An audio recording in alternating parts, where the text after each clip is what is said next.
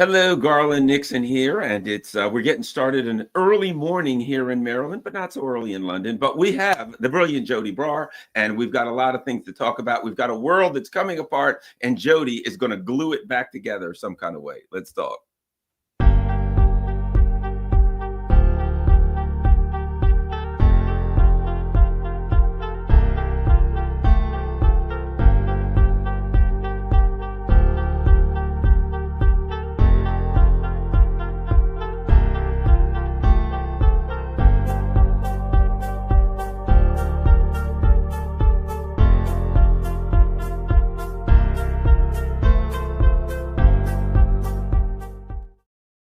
Hello, Garland Nixon here with Joti Brar, and I better try to get things. Joti's kind of tall, and I just want to make sure that we don't look that I don't look like she's towering over me. But at any rate, so let's go. Something's interesting that I wanted to ask Joti about and get her opinion on, and that is South Korea. I did a video yesterday where I talked to KJ No, a brilliant guy who's really does a lot of good work out in San Francisco, working on issues of peace. And we talked about South Korea. So this is a country that basically has a history of the U.S. empire installing, brutal dictators, and they had what one may call the appearance of democracy for some period of time. So recently, the U.S. has tried to drag them into a full spectrum war with China. And one of the things that they've done is they've brought them into this chip war against China. Well, they've got Samsung, they've got big chip companies, they've got big tech companies, and the people are hurting. And they've been pushing back, and the president of China, of South Korea, whatever you want to call him, I don't know what he is, a prime minister, a president, whatever, decided to declare martial law to surround the parliament with police and military. And the parliament broke through and voted down the martial law. Bottom line, we're seeing the various colonies of the U.S. empire, that's what I'm calling them, in Europe, in Asia, and elsewhere, really pushing back. And I think a big part of it is the deterioration of the economic, the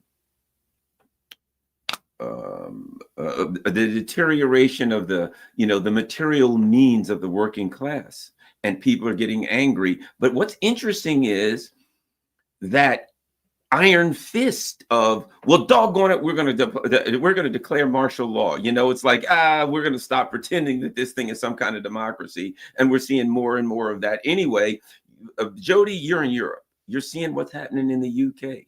You're seeing what's happening in Germany, South Korea. To me, that's the same thing, just a little different variety, because they have a history of a military dictatorship. They figured, what the heck, let's take the mask off and go back where we need to do to get things done. Your thoughts on all of this, Joti? Thanks, Garland. There's a lot to unpack there, isn't there? You're right in a sense that it's what we're seeing as the same thing everywhere, which is we're seeing the symptoms and the response to the global overproduction crisis. The symptoms are everywhere: unemployment, impoverishment of the masses, and therefore deep discontent and anger and difficulty, whether in the imperialist heartlands or in the oppressed countries and even the fully colonized countries, of stability of rule is being upset very much. Something we have to recognize is different about South Korea compared to, say, Britain or America, is South Korea is a colony. South Korea is a direct colony. It has an occupying force of some, 37,000 US troops, huge numbers of US weapons. Those forces essentially are in charge of South Korea. The US military is in charge of the South Korean military. The US security services are in charge of the Korean security services. So South Korea, in its history of existence, which was always a history of subverting the will of the Korean people, let's not forget, if I can just go back a tiny bit to World War II, that period when the united Korean people fought under the leadership of Kim Il-sung to get rid of Japanese colonialism, occupation from Korea. The whole of Korea had been occupied by Japan since, I think, 1910. It was a very brutal colonization. There is still a huge anti-Japanese hatred amongst Korean people because of the way that Korea suffered during those years of Japanese occupation. So the Koreans liberated themselves during World War II. They were on the anti-fascist side in the war, and they won. And they had help from the Soviet Union. The Red Army came and helped them with the last stages. Before that, they'd had help from the Chinese, and they had help after liberation from the Chinese. Equally, Koreans helped in the Chinese Liberation War. So the Chinese Revolution and liberation struggle, and the Japanese and the Korean liberation struggle and revolution were very intimately connected. Many of the leaders and fighters and guerrillas went backwards and forwards across the mountains and helped one another at different stages of the war against Japan and the war for freedom and then the war for socialism. So that was the beginning of Korea's independence and freedom in the 20th century. And then what happened was the USA came and occupied the South as a counterbalance to the fact that the Red Army was in the North. And it was supposed to be that after a couple of years of making sure that the Japanese were definitely disarmed and gone, the Americans and the Soviets would all leave and let the Korean people decide their future. Well, the Soviets did indeed leave the North, and the people of the North chose socialism under Kim Il-sung. The people of the South never got the chance to choose their fate. The occupation remained, it became permanent. And in fact, the USA armed and incentivized and mobilized all of the collaborationist forces in South Korea, which had collaborated with the fascist occupiers. They armed them and turned them into the new privileged caste, the new security state, and turned them against the communists of the South. Communist and national liberation forces were brutally, brutally massacred and put down in the South. That was the basis of the South Korean state. That is what it is. It was founded to stop communism taking the whole of the Korean peninsula, which it would have done. It was to stop Korea becoming free, sovereign, and independent, and to give the USA a base in this vital area. And as you've said, you know, Korea borders Russia, which used to be the Soviet Union, and China, right? And it's very close to Japan. So it's in a really pivotal, as you know, the way that the imperialists see the world. They see the map like it's a series of points that are useful for accessing other points, you know, and you've got to control that bit so you can control that bit. So, you know, and the world's their chessboard, as they like to tell us. So they see, you know, Korea that way. Number one, it has its own resources and ability to have quite a power in the world. A united Korea could be quite a power in the world. Has a lot of people, a lot of resources, a lot of abilities. But it's also geostrategically, you know, its alignment with the Soviet Union and People's China was seriously problematic for the USA when it was trying to contain the spread of socialism across Asia. And it sees, you know, it constantly imagines a kind of domino effect. Or if we let South Korea go, if we let Korea go, then, you know, chip round, what's going to happen in the rest of the Pacific? Of course, they're right to be worried about that because good examples do indeed spread, you know. But that's the way that they see Korea. They have been occupying South Korea as a colony. And we can never, it's the same that we see when we look at Ukraine or when we look at Israel. You can't look at their politics as if there's something isolated from the USA, because they're not. These are all governments that are really there by the permission of the occupying force. They're there to give a garnish to the occupation, a frill on the front of it, so you can tell the world that it's this great, successful democracy. But the reality is that it is a colony. And actually, if you look at the history of South Korea, you see over the years, they have they have swung backwards and forwards between open dictatorship type of governments and supposedly reformist democratic governments. But just this year, you know, the reality is those are two faces of the same coin. It's like Labour, Tory, you know, in the end, it's the USA that's in charge. In the end, it's still a colony, no matter which face they put on it, how they dress it up for public consumption. And, you know, the North Koreans themselves, just in the last year, haven't they? Just before New Year, and then at New Year, they kind of reasserted it, have said, we are done with negotiating with South Korean governments. They're not in a position to negotiate anything. And even when they talk words of peace, they don't mean it. They're only front people for the US occupying force. And actually, you know, what stands behind them is a permanently hostile order that has no plan and no desire to make peace with us. So we give up on the idea that there's a road to peaceful reunification of our peninsula. You know, for a long time, the DPRK, North Korea, followed a policy of trying to pursue peaceful reunification of the Korean peninsula because the Korean people are one nation who have been forcibly divided and do not want to be divided. And they said, look, we can have one country, two systems. We can have a federal country where you keep your capitalist south, you know, and let the people decide, and we keep our socialism in the north. But we are free and independent as a whole country, reunited and not under anybody's occupation or control. And they tried to pursue that through all kinds of peaceful avenues. And every time they went a little bit down that road, they just found they came up against this hard barrier. And that any pledges that were made by any government, you couldn't rely on them actually being fulfilled, right? So they've given up, they tore this all up.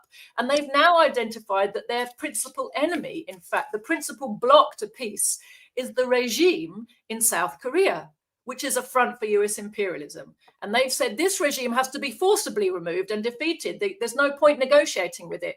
And they've said very clearly, we see you pushing towards war. We see that the ROK regime, they call it ROK, Republic of Korea, and they always put it in quotes, like, because it's not a republic, right?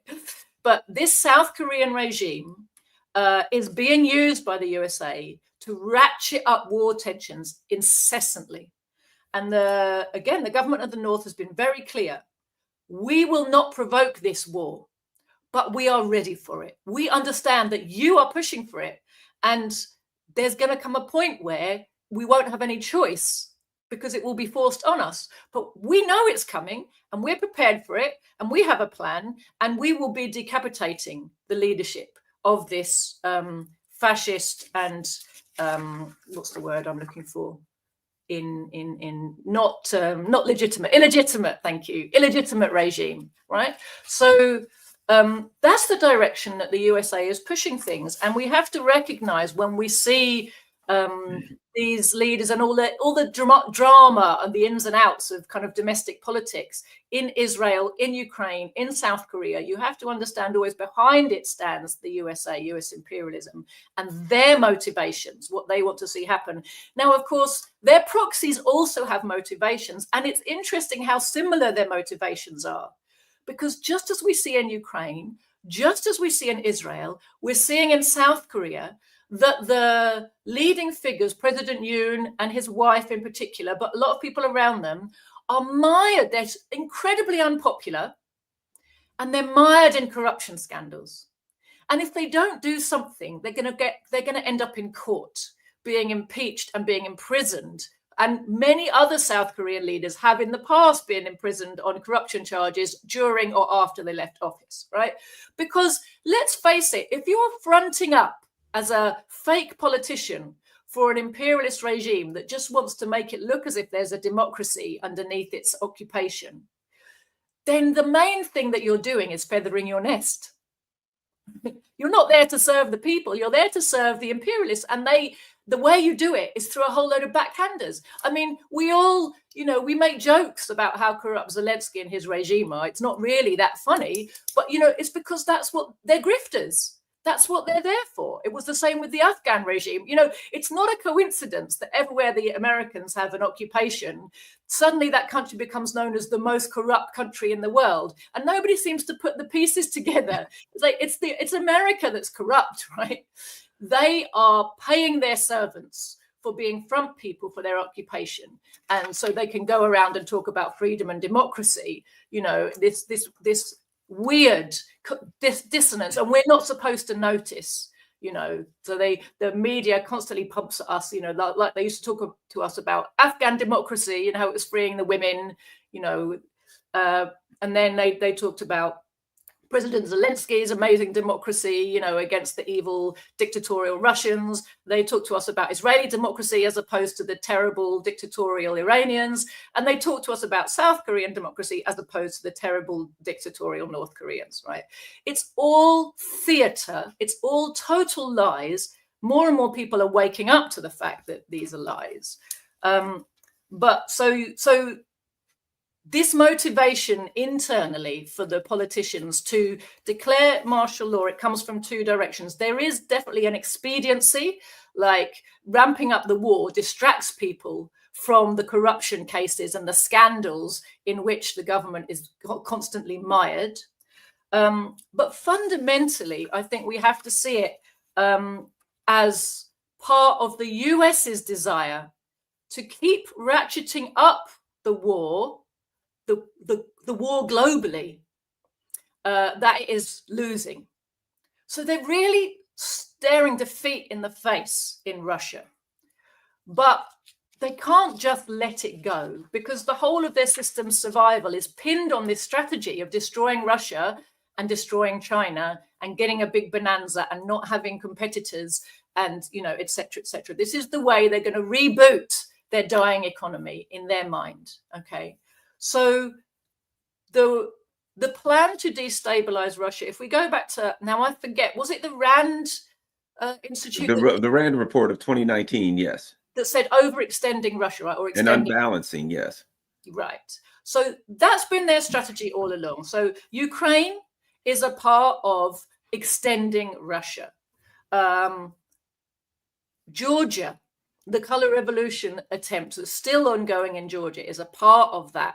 Try to extend Russia. The attempts to create problems in Armenia and Azerbaijan, well, they haven't attempted, they have been creating problems there. You know, all along Russia's borders, if you look, there's constant ongoing provocations. Syria, you know, on the one hand, you can see how the attack on Syria is part of, you know, trying to keep Israel's dominance intact in the Middle East and trying to save the war against the Axis. That's the one, the axis of resistance in the Middle East. But it's also directly impinging on Russia. Syria is a major ally of Russia. Russia, of course, helped Syria to repel the jihadi invasion backed by the USA and Israel and Turkey from 2011 onwards. The Russians intervened, I think, 2015, and decisively. So moving the main front of the war to Syria is an attempt to try to give another lease of life to the Israeli war effort, while also pushing on Russia, trying to get Russia to send, you know, what they really want to do is try to find a way that Russia just becomes, as that report said, overextended, not able to keep the flames doused in all these different areas, forces spread too thin, social unrest, revolution from within, Vladimir Putin's government falls and Ronald McDonald comes marching in, right? That is essentially their plan for rebooting their system. And of course, in that geostrategic way that they like to think, it's also, they see it as a stepping stone to China, which they're desperate to bring down and defeat. They know they can't take it head on, but again, they're lighting fires all around China's borders. And Korea is one of them. So Korea is a fire that goes in two directions. You know, the desire to make war with and destroy the socialist government in North Korea and the socialist state of North Korea has three purposes. One is for its own sake. They have always wanted to destroy North Korean socialism and have the whole of Korea as their base and colony. They hate the example it gives to the world. They hate the way that the North Koreans have been able to first defeat them in the Korean War in 1953. And they were the first people to defeat US imperialism, were the Koreans. I mean, it was an armistice that was signed, but essentially it was because the USA was beaten. And that was the first time that had happened.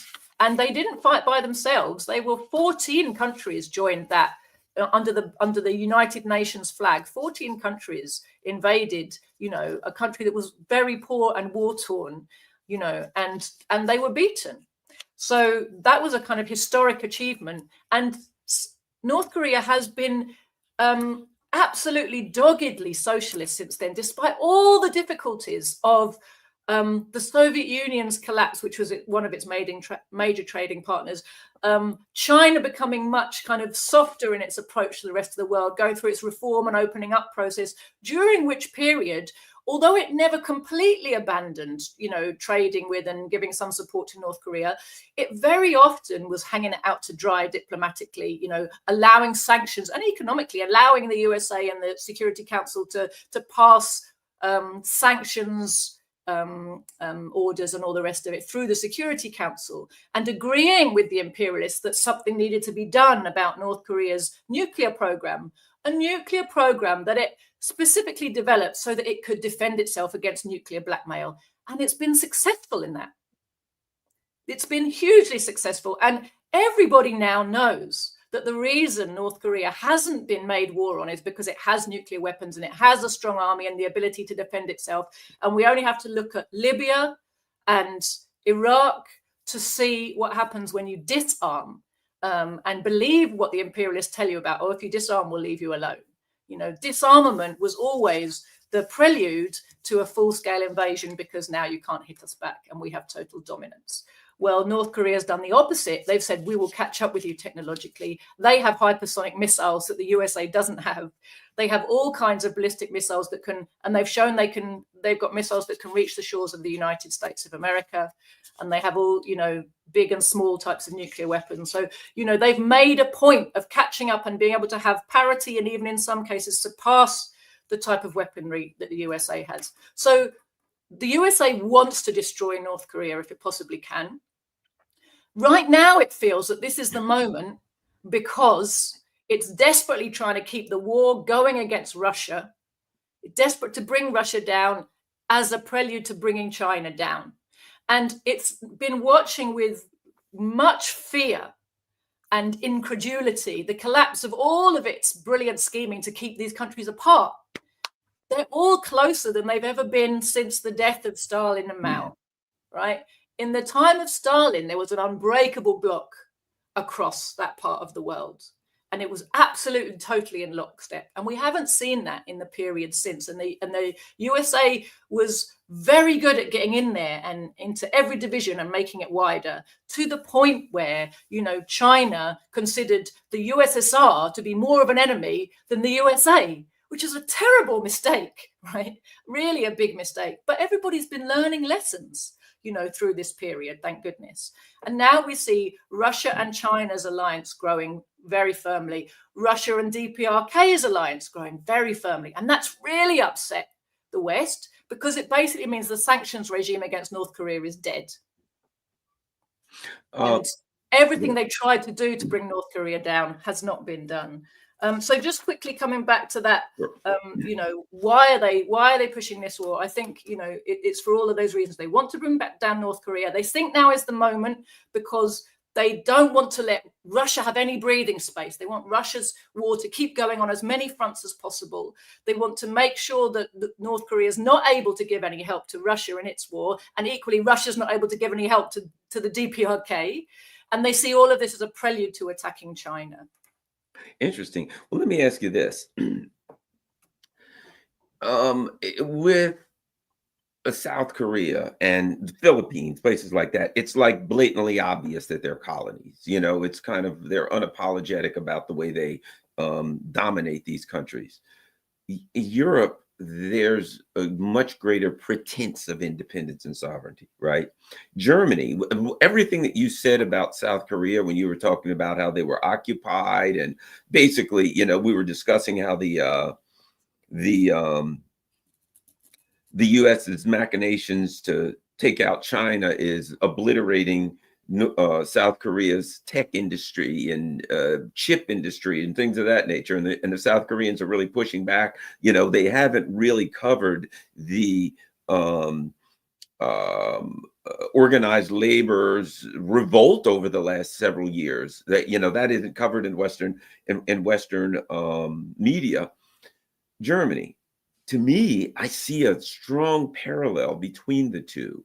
The difference is Olaf Scholz hasn't, you know, declared himself a dictator yet. He's got Annalena Baerbock for that, I guess. But your thoughts on Germany and the I guess inevitable pushback that's coming or starting from the working class because of the obvious, and I mean just precipitous economic and industrial collapse, because they're simply being used as a political and military tool against Russia. Your thoughts on this whole dynamic in Germany? That operation, that imperial operation, seems to be coming apart also. You know, it's really interesting, and we've been learning a lot, I think, during the course of Russia's SMO in Ukraine about the relationship between the European imperialist powers and US imperialism. And it can be quite confusing, I think, for people when they to look at it and make sense of it, because it's tempting to say, well, we're all just colonies, right? Everybody's just subservient to the USA. Doesn't that make us colonies? Well, it doesn't quite. What we've seen is, you know, Britain, France, Germany, and Italy to some extent, these countries are all still, and Spain, still home to vast stores of finance capital. You can see that by the way that our people, even our poor workers, are living better than people, you know, in middle class jobs in poor countries, even though they are employed in jobs which are entirely unproductive. Very few workers in the imperialist countries now produce any new wealth for society, and yet they are living a nice, and even though it's declining, it's what a lot of people in the rest of the world would still consider to be a nice standard of living, right? And the reason is because we are parasites. Our economies are parasites, and they turn us as individuals into parasites. We don't create the wealth that we are living off of. It all comes in through the square mile, through the City of London, through the Bourse in whatever the Paris one is called, and through the stock exchange in Berlin. You know, it comes in, it's looted from the rest of the world via all these colonial mechanisms, some of which we've been looking at in recent times. Like, for example, we saw the example of uranium that's looted out of Niger, and how 99.5% of that wealth goes straight to France, and 0.5% of it is left behind for, you know, a few Nigerians to try to dish out amongst themselves. So these mechanisms of loot, you know, so look in the Middle East and see how Syrian oil, you know, the richest part of Syria has been under occupation for like a decade, and that oil is going straight out to where the USA wants to put it, with the Syrian people paid nothing at all. 100% of that wealth is going elsewhere, although it's the Syrian people's wealth, right?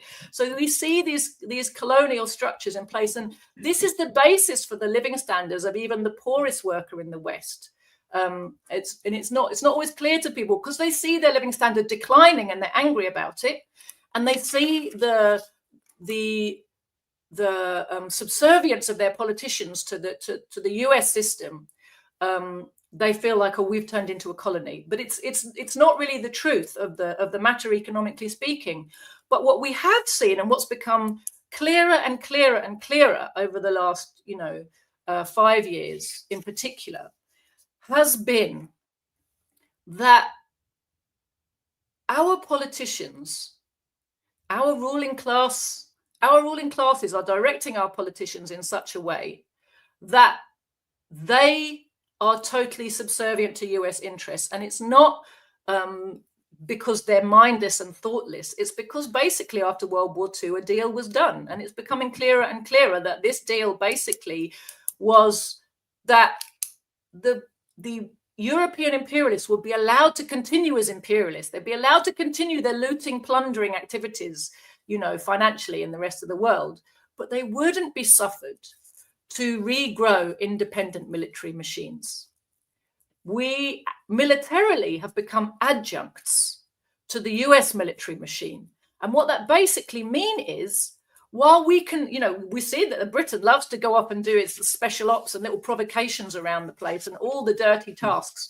And it's very handy for the USA to hand over some of these dirty tasks to Britain and say, oh, it wasn't us. And a big part of what's in it for the US, and we must never forget this when, Trump's all this, oh, there's nothing in it for us, all this wars and everything, it's because he doesn't understand where the big money's really made in America, right? That America's wealth and the great, again, that he wants to bring back is American being the biggest imperialist power on the planet. But to be the only imperialist power would be somewhat problematic. And especially when we live in an era of national liberation and you have to pretend you're not an imperialist while being an imperialist. So having a world system and a family of nations and having smaller imperialist powers that you can stand next to and say, no, we're the world community and we're just a family of nations who all agree about freedom and democracy. And it's not us telling everybody what to do. It's us helping everybody get freedom. And, they dressed up their imperialism in such a way that they made it look as if there was a whole load of nations who all agree with each other and they're the civilized ones. It's the civilized world bringing civilization to everybody else. So it's useful for the USA for there to be a bunch of smaller imperialist powers. It's useful for the ruling classes in France, Germany, Britain to tag themselves onto the USA, US military and the US hedge funds, because they've all become very interlinked economically. But it's useful for them, because they get to keep looting the world. But they don't have the ability to back up their economic might with independent military might. That's why they basically have to do it all together now. And it's actually a part of the decline of the imperialist system as a whole, that there is really only one imperialist pole now. There's not really, although there's a lot of contradictions inside there, and you see the anger and the frustration of the smaller capitalists to the big ones and the smaller countries to the bigger ones, and countries that thought of themselves as real big world powers feeling like they have to take a hit for America in order to keep on the game, and that they don't like that, right? And you see the British desperately trying to cope, tell themselves how they're still the power behind the throne, tell themselves they're the Greeks to the Romans, we're the civilized ones, we're the ones who really know how to do this properly, we're the ones with culture, we're the ones with history, you guys are just the brainless muscle, and yet they are not in a position to do anything unless the USA tells them they can. And one of it's not really about Germany, sorry, but it's on this topic of the kind of integrated military situation and the fact that we have allowed ourselves to become very much under the control of the USA is in the way our militaries work. So you said in Germany, and you're absolutely right, their secret services and their military are directly under NATO command and CIA command, and have been since the foundation of West Germany. And that hasn't really changed at any point. Britain, we see something similar. In recent years, we keep finding things out that we're not supposed to know, I think. One was about Trident. We spend this huge amount of money on this nuclear submarine program that's supposed to make us a superpower in the world, make us relevant and important and powerful. It turns out that the software in the Trident submarines is basically under the control of the USA. We can't fire a nuclear weapon unless the USA says yes and, updates the software and gives the code and turns the key and whatever, right? It's under US control fundamentally, although officially it's British security that it's protecting. you know, of course, as in Germany, so in Britain, there's a whole load of American bases on our soil, which we have no jurisdiction over, no sovereignty over, no ability even to hold to account, you know, the behavior of people on those bases, as we saw a couple of years ago when a woman who lived on one of the bases and turned out to be a kind of American deep state operative, killed a guy in a road crash and just hightailed it out of the country, and there was no ability to call her back or find out what happened, or even know what she was doing here, because the story they gave was she was the wife of a diplomat, and then it turned out she was a high-ranking spook. So who is this woman? What was she doing here? What was she up to? And how come she's allowed to kill some young guy on the roads and just leave? Right. So that was a kind of scandal that lasted for a little while, and then everyone forgot about it.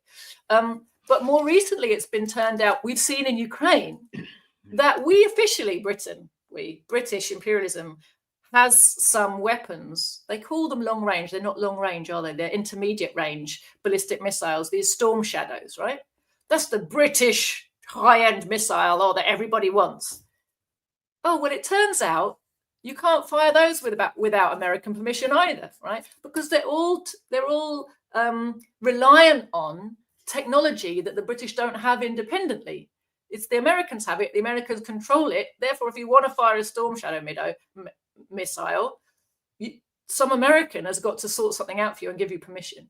Right? So our vaunted, independent military capabilities are not independent at all. And what we find we're kind of reduced to as a nation is whispering in America's ear and trying to persuade them to be more bloodthirsty than they are already, and more war hungry, and more, because ultimately the British ruling class's only ability to stay where it is through total victory of the USA militarily. And without that, they are collapsing, and so they're really rabid. And you see that the Labour Party is more rabid than the Tories, and Britain's more rabid than the Americans. And you see that how that relationship kind of goes, really. You know what's interesting, something that I wrote a note on, and that is the productive worker. You talked about unproductive workers in the empire. And I thought, we have now a system where a lot of young people, they're like, I won't take a job unless I can work from home. After COVID, everyone wants to work from home. And I thought about it. I thought, I have friends who are, making great money, and they sit home, and in the morning they turn on their computers and they quote work on their computers, and they're in their pajamas all day. And then at some point they're no longer at work. And I thought, okay, you're working from home and you're doing whatever it is you're doing for some company that doesn't even have a headquarters. Oftentimes it's all online, and you're selling services or whatever to someone who's buying them online. That the person who's supposedly working at the company is online, the company's online, and the ultimate person who purchases your service or whatever it is online. And if you're selling something, it's made in China, where productive work is done. So now I'm online. I'm working, marketing, and selling a product that's made in China to some person in Pittsburgh who buys this product online, doesn't get in the car, doesn't drive, doesn't go over to the store where somebody's working. Used to be, if I bought the product, someone had to go into the back room and in the warehouse. And I can remember going to, when I was a kid or something, and your parents buy a new refrigerator, and you go to the store or whatever, you pick out some salesperson points it out. Oh, that's the refrigerator that you want. Someone goes into the back and they put it on something with wheels and roll it out, and maybe they deliver it, or your family has a truck or something, they throw it in there, it gets home. And people were doing things with their hands, and every one of those people get paid. The person who sold it in the store is gone. The person who got it out of the back warehouse is gone. The person who delivered, all these people are gone. You just have some person who's marketing this refrigerator to you online that's made in China. And then ultimately, it gets to your home, but it's shipped from China and it's shipped to your home. and there's no productive worker really much in between. So the idea that we've got millions of people who wake up every morning and they're in their pajamas staring at a screen, and that's productive work is preposterous. And that's kind of what our society has been reduced to. And I look at that and I'm like, well, that can't continue. Anyway, your thoughts on that? It's really fragile, isn't it, Garland? You know, what you're describing there is the very advanced stage of the global division of labor that we've seen, because it turns out if you do your productive laboring in poorer countries where the labor is cheaper, the land is cheaper, there's fewer regulations and weaker unions, you'll make much bigger profits from that production than you do at home. So over this actually it's been like a century and a half, this process has been ongoing. You know, 150 years ago, Britain was known as the workshop of the world.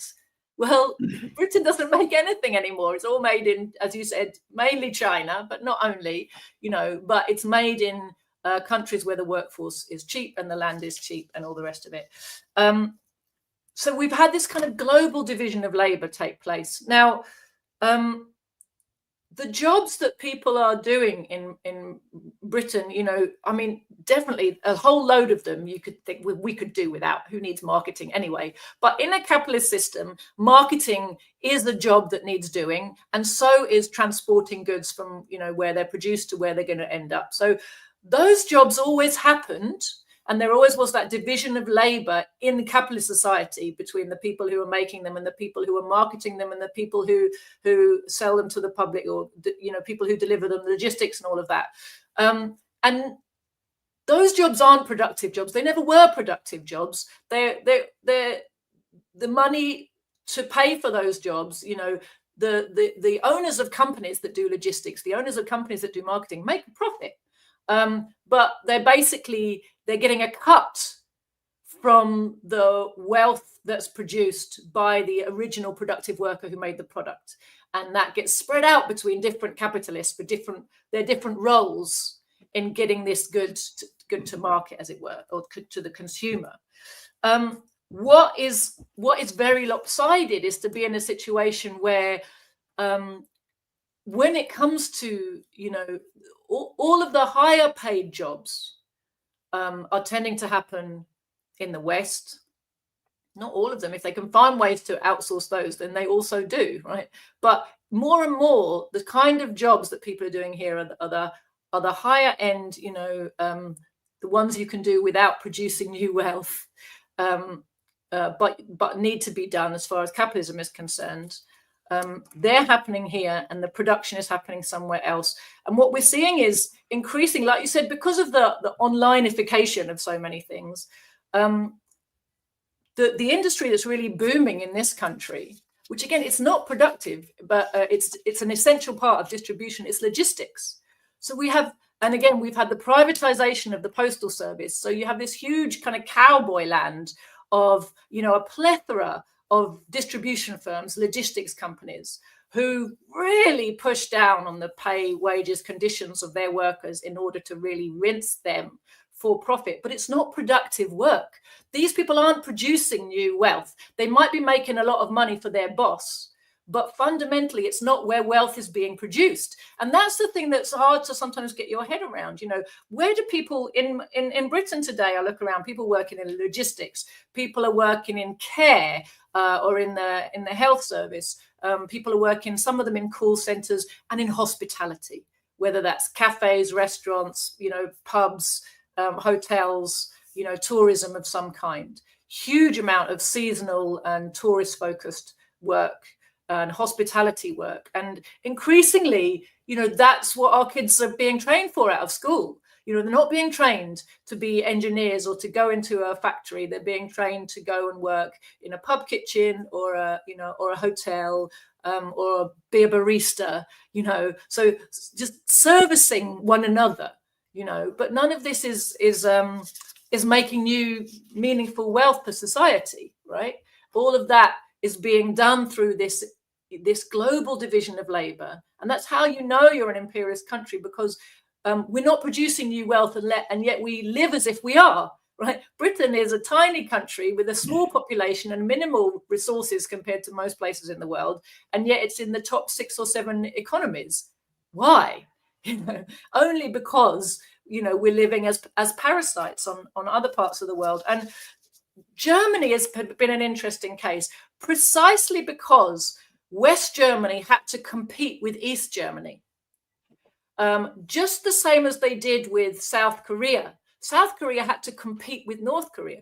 North Korea was way ahead of South Korea for a long time after liberation, in its development, its technological development, and its ability to deliver a good life to its people.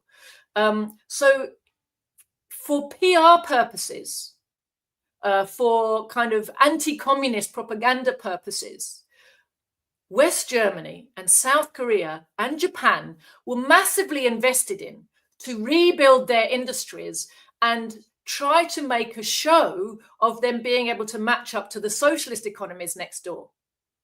GDR had a really thriving, self-reliant, strong technical foundation, very productive socialist economy. So West Germany's industry was rebuilt, even as France and Britain were continuing this process of exporting all of their industrial jobs because it's more profitable. These were kind of special cases, and the USA bankrolled a lot of that, right?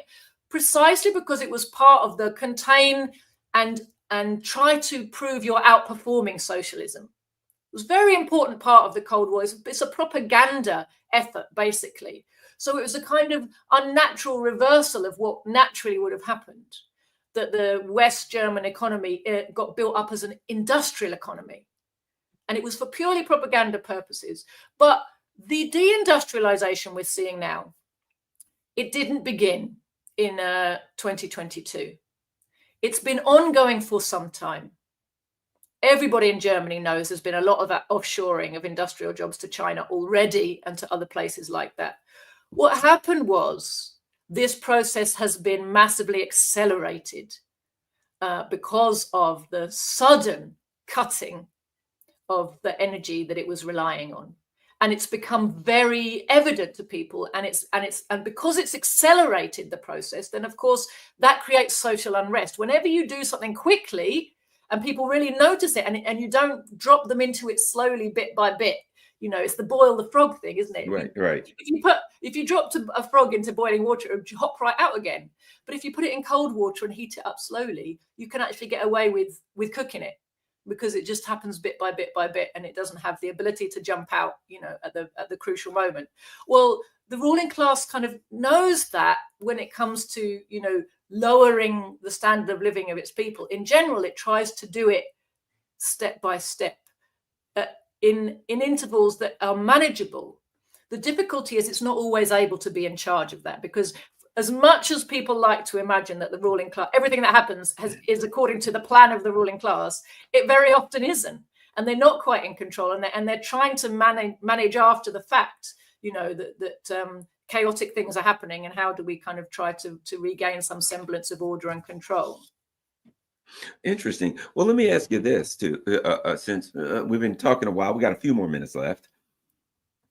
This whole concept of liberalism, as it were, right, seems to also be in collapse, right? So for all of this time, what we were told was the quote liberals, the Hollywood types, the New York liberals, right? These were the good guys.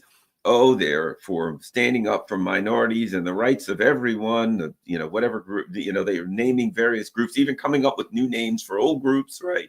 BIPOC, Black or Indigenous people of color, acronyms, you name it, right? To demonstrate how really good they were and how they were standing up for the rights of everyone, right?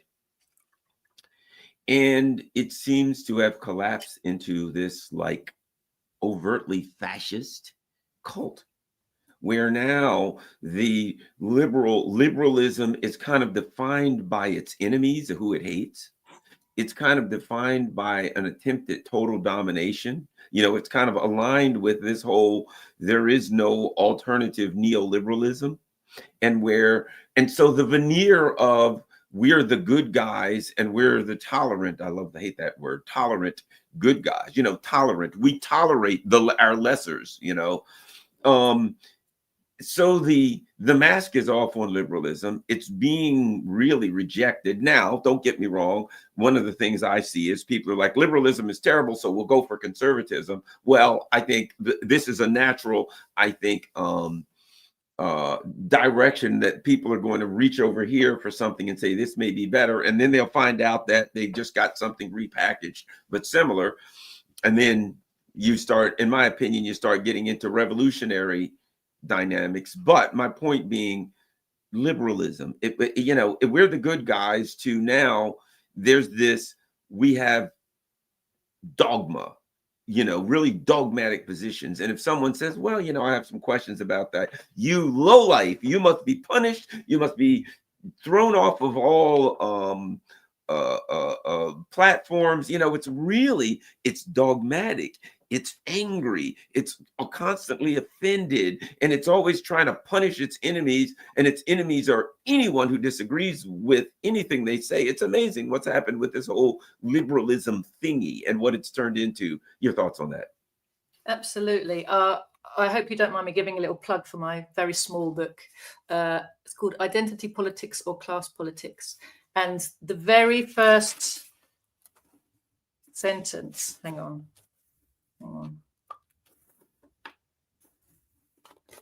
I don't know if you can see that.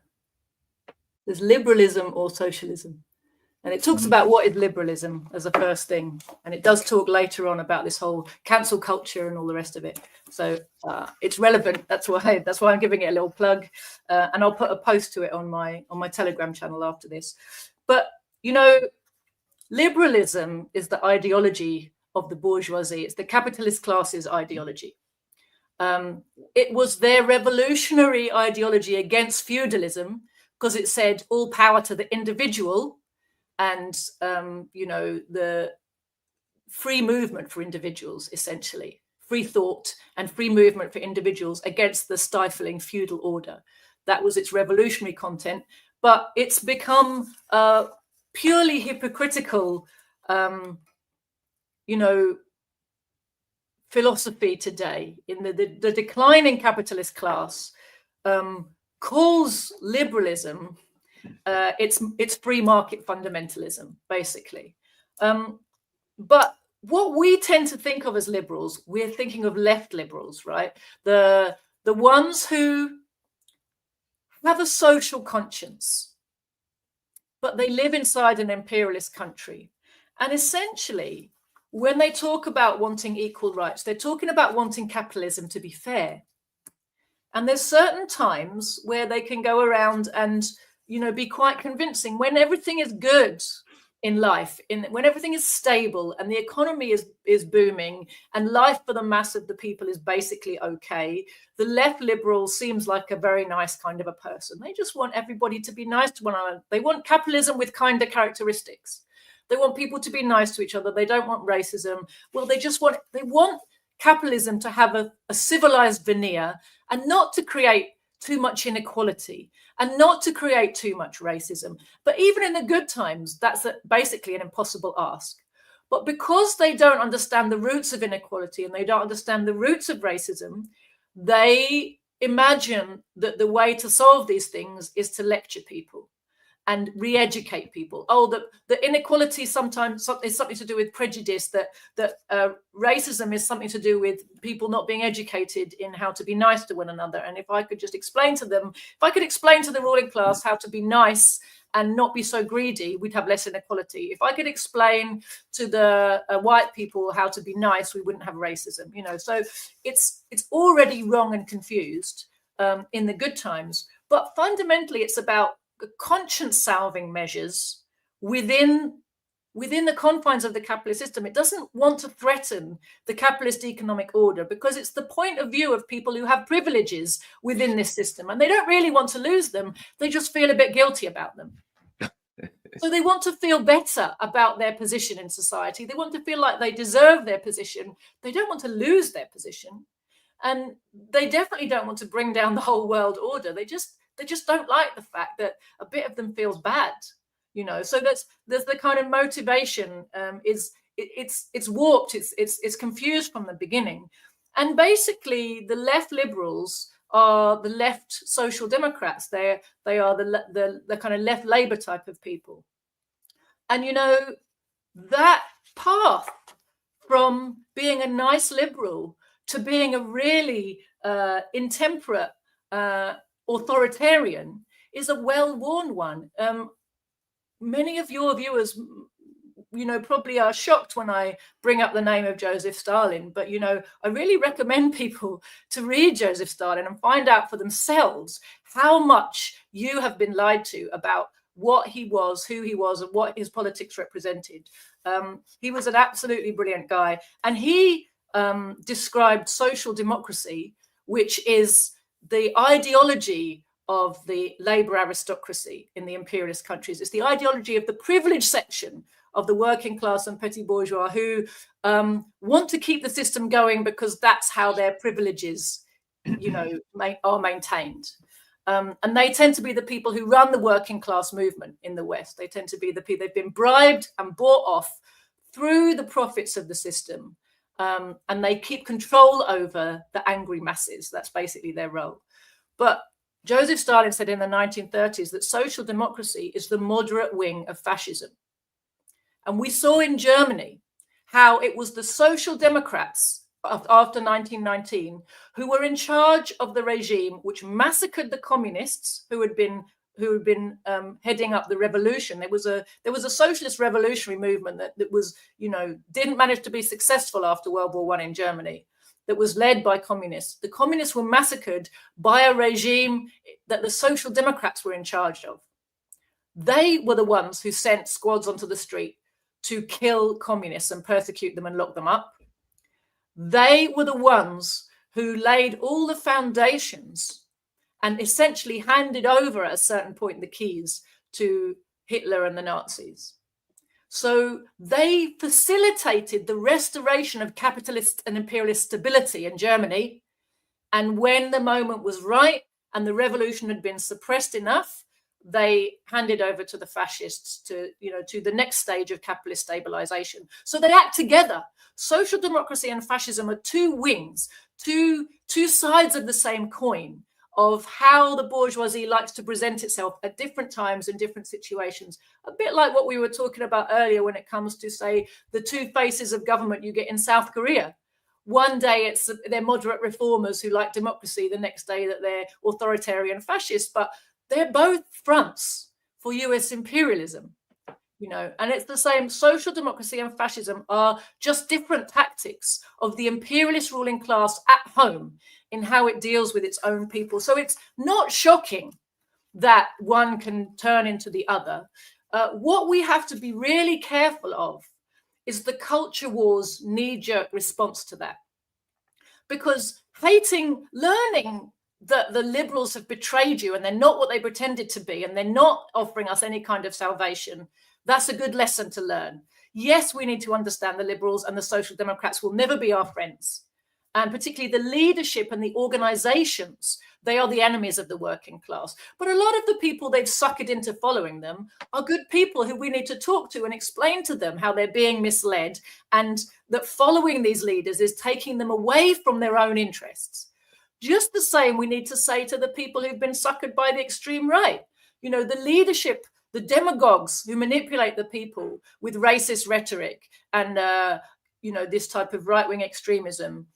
They're doing it in the interests of finance capital and against the interests of the people who follow them. So while we hate the leadership and have to point out how they're betraying the interests of working people and acting, you know, to keep us divided, we need to be able to talk to the people who follow them. What we can't allow ourselves to do, because all of those people are being misled against their own interests, just in different directions. What we can't allow ourselves to do is play into this idea of political life as a football team kind of sport, team sport, where you identify with one team and you identify with the leaders of the team who are your class enemies, and you unify with them against the other team, against the workers in the other team who you've identified as your absolute enemy. And very often in this culture wars approach, you'll find on both sides poor working class people not only identifying with members of the ruling class instead of with each other, but actually calling on the state of their enemy class, to help them repress the other side. And if the state's repressing the other side, it's doing a good thing. And if the state's repressing their side, it's doing a terrible thing. But it fosters illusions in the state and the state's role and what the state is actually for. The point is, when we live in an imperialist country, the state is the state of the finance capitalists. It's not there to serve the working people, and you can't make it serve the working people. And we have to learn these lessons and learn how to overcome these culture wars kind of mindset, which is very actively pushed on us, precisely in order to keep us weak, divided, stupid, looking the wrong way, identifying with the wrong people, and failing to fight for our own class interests. Last thing, and that is something that's interesting. I'd like you to comment on. And I like, a lot of times I look at the chat and see things, and it inspires me. Something that's going on, particularly in the U.S. now, in the U.S. empire, and that is as this liberal thing becomes less and less popular, becomes despised, basically, absolutely despised in the United States, more and more and more. What the ruling elite are doing is they are redefining, so that a Joe Biden, a guy who's surrounding socialist China with bases trying to destroy it, that's trying to destroy socialist Venezuela, trying to destroy socialist Nicaragua, trying to destroy socialist Cuba, any country that is socialist or even thinks in that direction or tolerates socialism, right? Joe Biden's doing everything he can to destroy him. And what do they say here? He's a socialist. He's a communist. The Chinese love him. He's a Chinese supporting communist socialist. The most absurd, a guy who really anti-communists, the conservatives here, the so-called conservatives, right? So the redefinition is now Joe Biden's a communist and a socialist. It is, as the liberals become hated, the ruling elite are like, wow, people really hate these damn liberals. That's what we'll do. We will redefine these liberals who absolutely despise socialism into communist and socialism, and we'll use that to continue the anti-socialist sentiment. And people are looking at them, and now it's like, and you hear it everywhere when you listen to conservatives. Yes, these lefties, they're too far left. I had callers on my radio show. The problem is the Democrats are too far left. And I'll say, what do you mean? Well, this whole, everything's about trans and everything. I'm like, whoa, whoa, whoa. What does that have to do with left? I'm a lefty. And my definition of left is I view politics through economic class. And then I went on to point out, well, look at Nicaragua. The truth is, whether you're in favor of it or in opposition to it, it has very strong anti-abortion laws. When you look at the socialist countries, the whole trans LGBTQ stuff is not at the forefront of their political movements like it is here with the liberals here. So when you get outside of liberal America, what you're calling left is not left at all. So your thoughts on this redefinition of left, using, as exactly as you said, using identity politics, so that if the liberals who despise the left are the left, what the hell does that make me? A person who sees politics, I don't care what you call me, I see politics through economic. As I've said, people are like, where do your politics come from? And I'm like, my dad was a longshoreman. He was a worker. He wore a hard hat. He went out in the cold, and he went on strike when he needed better benefits, and my family lived better because of it, right? Your thoughts on this whole attempts, and fairly successful for now, in redefining these liberal fascists as the left because of the trans movement or whatever the hell you want to call that kind of stuff. Yeah, it's really interesting, isn't it?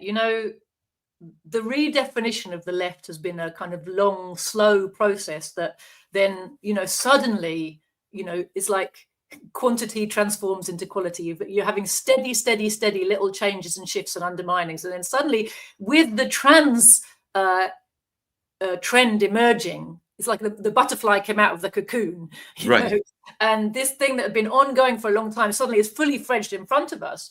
And we find ourselves in this situation where class politics has been completely subsumed. And all the organizations that claim to do class politics have accepted a bourgeois agenda of individualizing politics. And it's not, in fact, about class anymore. Everybody's fighting for their own individual liberation through stuff and recognition and therapy, or some weird combination thereof. And class itself becomes something that is how you feel. You're working class if you feel you are, not because of your relationship to the means of production, not because of the fact you have to sell your labor power in order to feed yourself and your family, but because you feel that you might be working class, or you feel that you might not be working class, you know, and it's up to you to decide and define your class position. You know, what could be more absurd to somebody who actually understands what class is? It's an economic relationship. It's not based on your will. It's based on your reality, right? And that's the whole trick that the transgender movement really exposed, was this way that the two have been, there's been a kind of replacement of one for the other. You know, how you identify as opposed to what your material conditions are. Right.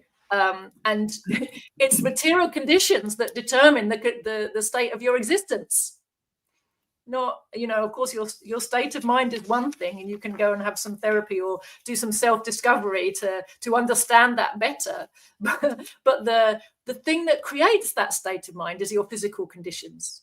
You know, even down to what food are you eating? You know, well, even that has a basis in class, right? What food can you afford to eat? You know, how much exercise in the fresh air do you have time to get every day? Well, a lot of that depends on what type of job you have access to, doesn't it? So, you know, our physical material conditions, our position in society economically, the relationship we have to the means of production and how we make our living, that's what determines our reality fundamentally. And that's what Marxism shows, and that's what class politics recognizes. So there's been this kind of trick played on us, and like I said, I talked about that in my book, Identity Politics or Class Politics, trying to show people the danger and why this is something that has to be fought, and that it's not about hating people who've been confused by all of these messages. It's about recognizing the damage it's doing to all of us in terms of our ability to actually get freedom and liberation, right? If we want our freedom and liberation, we have to understand the basis on which we're going to get it. And that's by uniting on class lines and bringing down the system that keeps us enslaved, and creating the new system in which we can be liberated, and where the productive forces serve us instead of enslaving us, right? And that is interfered with by the liberal identity politics approach to life. That just keeps us enslaved and confused and divided. But there's something else in what you were saying. This constant dressing up of people who are really actually fascistic in their attitudes towards the workers and oppressed peoples of the world. And they're in a position they're not just fascistic in their minds, they're fascistic in the policies they're carrying out, right? At home and abroad. You know, people like Joe Biden, the idea you call him a lefty, all that tells me is, well, I don't identify as left anymore. You know, we have to make it clear that, you know, left and right, you know, this spectrum of acceptable politics, it goes from Trotskyism on the extreme left to, you know, fascism, I guess, on the extreme right. This is the spectrum of bourgeois politics. I, as a socialist, I'm not in this spectrum. I'm not playing this game. I'm not trying to get a career running this system. I'm trying to help the working class get itself free from this system. And so my politics don't fit on this spectrum. I'm a socialist. I'm not a left winger.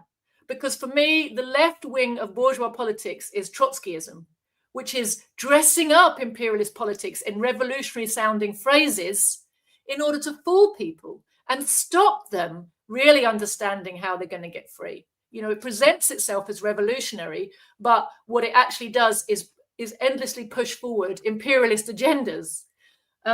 So this left-right spectrum, we have to recognize what it's a spectrum of and why it is that parties like mine don't appear on it.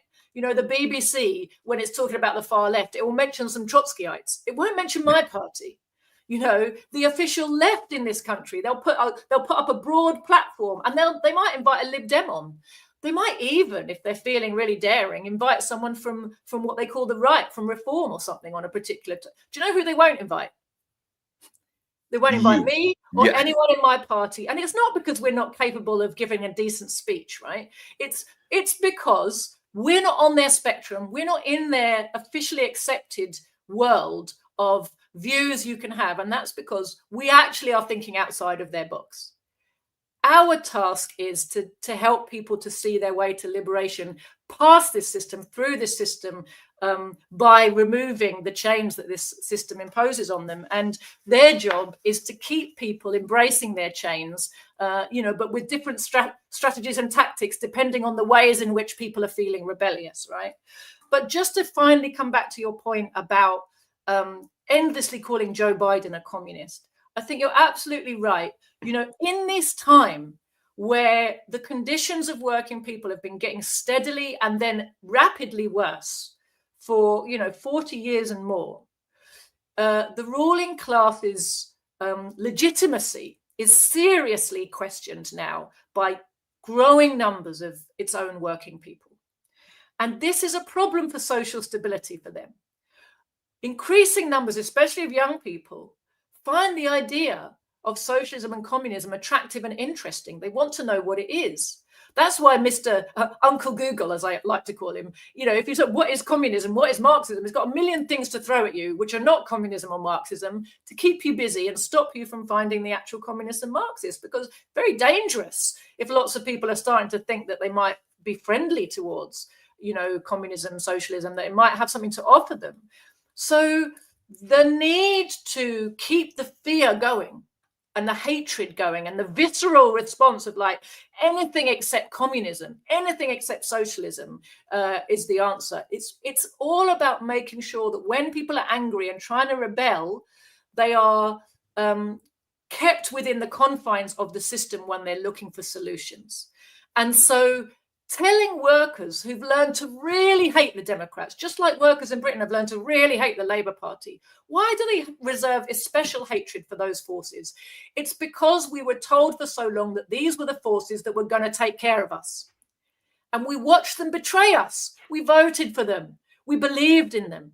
And they betrayed us endlessly, endlessly, endlessly. And our lives are getting so much worse. And it's been made so clear that they despise and hate us every bit as much as the Tories, Republicans, or perhaps even more so. And there's a visceral response to that now amongst workers who feel really abandoned and let down and like they've been lied to, right? So they really hate Joe Biden. They really hate Keir Starmer. Well, to tell those people who are angry with the system and disillusioned and looking for answers that these guys are communists is a brilliant bit of subterfuge by the ruling class media, really, isn't it? Because communism is actually what they need. Right? If they identify in their minds communism with these people who they know are slimy, betraying, selfish, you know, corrupt, betraying, you know, self-interested charlatans and careerists, then they're not going to want to find out what communism is, are they? Yeah, and you know, one of the things that I know I keep saying this, but there is something important that this is really important, and I think that the people really need to hear what you have to say, and this is critical in these particular times. You know, one of the things that happened in this last election, very important dynamic, and we can put it a couple different ways. One of the things was talked about in the Black community was the Black misleadership class, right? These comprador class, these people whose jobs, who are very well paid and taken care of, and their job is to deliver these struggling Black voters who are mostly working poor, working class, working poor and poor, right? To deliver their votes to the ruling elite. And now a bunch of those, a lot of the Black working class and struggling class looked at them and said, these people have betrayed us. We hate their guts. And they either stayed home or voted for Trump. Bernie Sanders comes out in 2016. We need, use these words, revolutionary changes. He uses the word of revolution, right? And then he speaks to the working class, and they're all like, hey, I like what he's saying, right? And they did like what he was saying. He said things that, some of the things that you were saying, some of them. And so all these people are like, yay, we love Bernie, and they're all behind Bernie. And then they watched Bernie say, okay, that didn't work, vote for Hillary. We've got to support Biden. We've got to support the system. We've got to defend the system from Trump. We've got to keep this, defend. People are attacking the system. We've got to all come together and defend the system. And then maybe we can pull Joe Biden to the left. If we keep this system in, maybe we can still squeeze a little bit of juice out of this system and you can still get some crumbs. And now what we're seeing is all of those people who are like, yes, Bernie's our guy. They hate him worse than they hate Joe Biden. They hate these facilitators, the comprador class in the Black community, the Bernie Sanders, the people who were struggling workers who thought with maybe a Bernie Sanders, they saw a way out, and they finally heard someone saying, using revolutionary words and appearing to really understand the plight of the working class. They're furious. They feel betrayed. And now they hate those people, this so-called lefty, real so-called lefty, call themselves social democrats, whatever, who offered it to them. It wasn't there and just simply said, okay, you didn't get it. Now go back and support the neoliberals that are screwing you and destroying your lives. And they're really hated. That game is over. They can't come back and play that anymore. Your thoughts on that? You know, you've underpinned exactly why it is that they need, in this time, to re-up their campaign of vilifying and demonizing the concept of communism and socialism, and tying it to the people who have been exposed as betrayers. It really is a masterstroke. But you're absolutely right. You know, this anger comes from having been let down, having put your faith in people and listened to the words they said and believed them and wanted it to be true. You know, what we've seen is this slow process of very painful education of workers. And it's still an ongoing process, because we see in the Trump vote how many people still cling to this hope that there's a way to fix our problems inside the system. And the problem is that they have to learn that there isn't. But what they need is an organization that can help speed up that process of learning. It is happening. The problem for the American working class, like for the British working class, is they don't have a really good, strong communist party that's rooted in the masses, that is able to reach the people and help them to learn from their own experience about what's happening, how they keep getting let down and betrayed by people they put their faith in. They did it with Obama. They did it with Trump the first time. They did it, as you said, with Bernie. You know, these movements come and people get caught up and think, yes, this guy's saying what I want to hear. And if we just push through, we can and get them into power. See, even the phrases, the names we have for things are misleading, aren't they? Because as we've talked about so many times, Garland, the person who's in the White House is not the person who's in charge of America, right? The person who's in 10 Downing Street is not the person who's in charge of Great Britain. But we talk about putting them into power, that if we just get this guy elected, they'll be in power and they'll be empowered to do the things that they promised us to do. Well, you know, we saw with Keir Starmer how quickly after his election, I mean, he promised almost nothing to the working class.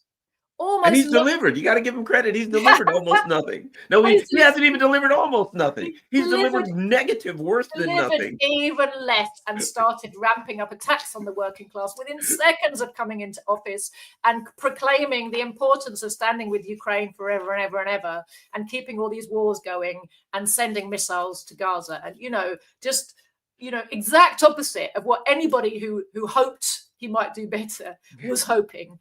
But, you know, we talked about this as well, didn't we, Garland, about, you know, that I think the big story about these elections wasn't so much how people voted as how many people didn't vote. And, you know, you're right. You know, we saw swings everywhere from the Democrats to the Republicans, people basically endorsing the idea, people who were voting from every section of society, people who were voting, swinging a significant proportion of people swinging from Democrats to Republicans and hoping, holding their nose, hoping that Trump might deliver on just some of the things he's promised and made statements about that they like the idea of, or hoping that just the fact that the establishment seems to really hate him means there must be something good about him, right? And I think they're going to be hugely let down, as they were last time, as we've seen, with Keir Starmer. But what's, I think, also important to take notice of is the absolute number of adults in the USA who actually voted for Trump is in the low 20%, I believe. The number of adults in Britain who voted for Keir Starmer is 18% of all adults. So if you don't take the official electorate, from which loads of people are excluded, if you don't take percentage of people who voted, which leaves out all the people on the electoral roll who didn't come and vote, but if you just look at the adult population and the percentage of those who voted for these, people, they got landslide mandates electorally, and that's what everybody in the media talks about. But if you look how that's been rigged, so it's possible to have this huge mandate based on a very small actually proportion of the votes of the American people. And what I think is significant, Garland, is actually that, while many people in the Black community in the USA rightfully are angry with these communal career politician leaders who treat them as a block. You're Black people from Michigan, and I'm a Black leader from Michigan, and I will deliver your vote in this direction or that direction. Bourgeoisie loves to play these politics. They do it in Britain with Muslims, especially because they tend to still go to mosques. I think a lot of Black people in America still tend to go to churches. And so you actually have a place where a lot of them will come together, and you can try to kind of direct their voting habits by going into that church and talking to them all together there. Well, they do the same with Muslim communities in Britain. Labour Party has been playing this game with Muslim votes for ever since there were Muslims here, and Sikhs and Hindus, go to the temple, get the temple leader on your side, make sure he's well paid, get someone from the temple in position as local MP, and you're basically, you'll have those votes in the bag forever, right? And they'll make all their wives and friends, and everybody's going to vote your way, and then you don't have to worry about it. That's how you get safe seats in Muslim areas for Labour, over many, many decades. And it was a revolt against that, because of Gaza and Labour's attitude to the genocide in Gaza, that saw some independents elected to Parliament in our last election, because a whole load of Muslim voters said, we are sick of having our votes taken for granted and being told to vote for people who quite obviously don't care what we think about anything and are not serving us. And so these type of rebellions are going to keep coming up, precisely because all of these misleaders and compradors are doing everything in their power to tie us to people who increasingly, obviously, are acting against our interests. And the more that the interests of the ruling class and the impoverishment of the poor become so obviously opposed to one another, the more that we see that, the politicians are only delivering for the super rich. They're not because of the crisis of overproduction, the economic troubles of the world, the politicians are not in a position to even pretend to deliver anything to the poor. Keir Starmer gets elected and he says, we all have to tighten our belts because there's a hole in the budget. So I'm going to have to do these measures which attack poor, cold pensioners and the poorest of families. And, they're going to have a really terrible time, and their poverty is going to be deepened and entrenched because we really, really, really need to find more billions to send to Ukraine. And, when you see that, these community leaders are coming to you to tell you that you have to vote for that, you can understand why that sense of betrayal gets deeper and deeper. And this is all part of the slow process of people learning to understand that this system is not capable of serving their interests. But, to really complete that education, what we need is proper communist organizations amongst the working class that can, number one, help people realize that more quickly. Number two, disabuse people of their completely wrong notions of what communism actually is, what socialism is, what capitalism is. what class is, what their class interests are, help them start to identify themselves as a class and their interests as a class separately from the system and separately from their interests of the ruling class, and then to organize them as well as to educate and make people aware and conscious of themselves as a class, to organize them as a class so they can start actually to fight for their own interests. Oh, wow. This was another great show. Really enjoyed talking with you and exposing all of the things that you have to say, your philosophies, your knowledge of history, and your many decades of brilliant studies.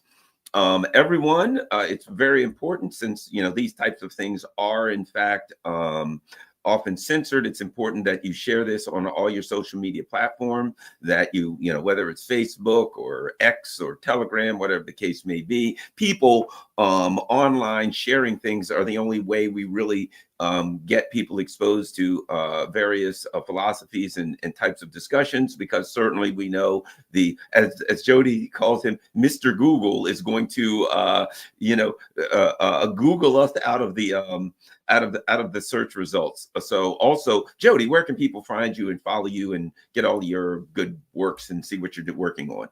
So I always recommend on the social media front, Telegram as the best way to keep up with our people. We are on Twitter and various other platforms, but I think Telegram's the best one. So you can find me at Joti Brar, Joti Brar. You can see it written there. You can also find my party, The Communists, with an S, on Telegram. Our URL is there, thecommunists.org. A fantastic Marxist website where you will get analysis in the English language that you don't get other places. We have a YouTube channel, Proletarian TV. And just to underline, Garland, a little anecdote. One of our new members came to a meeting that we had in West London on Saturday, and she was telling us she runs a podcast that talks about global affairs. As increasingly people do these days when they make the news rather than listening to the news. She has a regular podcast, and she told us she can add any tag she wants to a podcast, you know, because whatever's relevant to the content, no problem. If she tries to tag our party, it doesn't work. The software freezes up, and she just can't. You just can't do it. So, guys, the manipulation of the algorithm, the shadow banning, the suppression of our party, for the reasons we outlined above, because we're trying to bring truth to people that the ruling class doesn't want you to access. That is a very real thing. It's not imaginary. It's not us just complaining that we're small. You know, there's an active campaign to keep us small and isolated and keep our views away from people. So be aware of that and do whatever things you can to try to break through that. All right. Thanks a lot, everyone. Enjoy yourself. Have a great day. And we will be back soon. Hopefully, Joti, if you're available next week or as soon as you're available again, we'll have you back on. No doubt the crazies are out here. The imperialists are out there trying to open up fronts in Syria, and you know, who knows what will be. You know, it's interesting. I'm not saying this. What's interesting is they actually see Donald Trump as some kind of a threat. Interestingly enough, I could talk about why they actually do see Donald Trump as a threat. Not Donald Trump as a threat, but I think there are some dynamics that they find threatening. You know, he represents the people pushing back against the system. And yeah, they got Trump this time and he's going to perpetuate the system. But what if they get froggy, as they say, and they think, oh, well, we'll vote for Garland Nixon next time. Darn it, we'll get him. And, you know, whatever the case may be, I think the fact that the people are pushing back, they don't know how to deal with it. You know, yeah, they got their guy in there, Trump, right now, but he's even unpredictable. They don't know what the hell he's going to do. So going to be interesting times week by week. I'm sure we'll have big things to talk about. But everyone, don't forget to share this. Don't forget to follow Joti Brar. We're out.